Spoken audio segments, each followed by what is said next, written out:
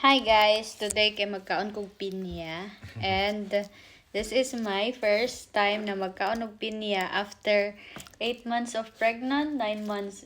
Because the twins day guys nag-arrive sila 1 month early. So 8 months wala ako nakakaon ani. Nagtry ko kaon for the first trimester. Pero guys, kanang nag-spotting ko so it's not good. So nag-stop ko kaon dai. Gipangala na ko ni. Grabe akong cravings ani.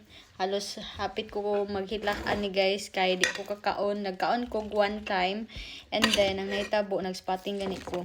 So mo to nag-stop ko and now gipalitan ko sa akong ugangan og isa ka pinya. Dad buy this for me. So kaono na to ni siya guys, of course. So syempre i-slice na to. You want to eat this one? Yeah. So, anyway guys, pakita na ko sa inyo my body. 20 days of postpartum, CS mom. CS section. So, ganito na yung body natin guys. Ayan. Look very nice. So, nawala na nga ako ang big belly. Very nice. Kakarundong, mabuntis na puntaan eh. So, by 4 months, murag si Habibi nabuntis na after 4 months. Ambot yung tinuod to guys, I don't know. So, ako na siyang slice.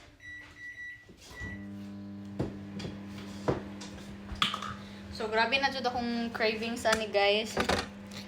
Sorry I'm not sure kung lamig ni siya guys. Kay winter pa ba diri sa agay sa Germany. Still February pa diri agay.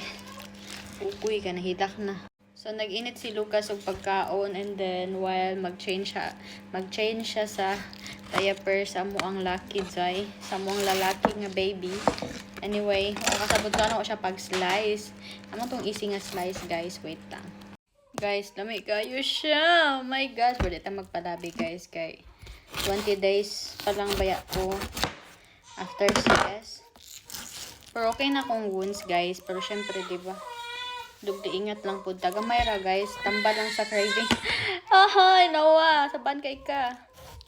Naghilak akong laki dahil. Gilisan sa papa.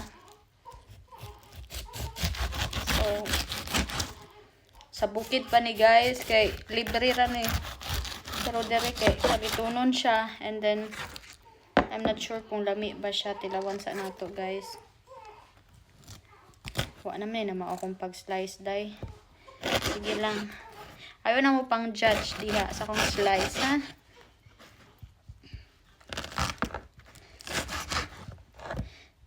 So, ayan.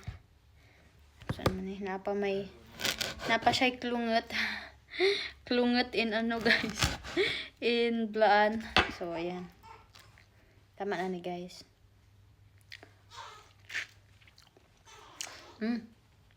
Aslom man. Tama ni. Hinulo ka isa.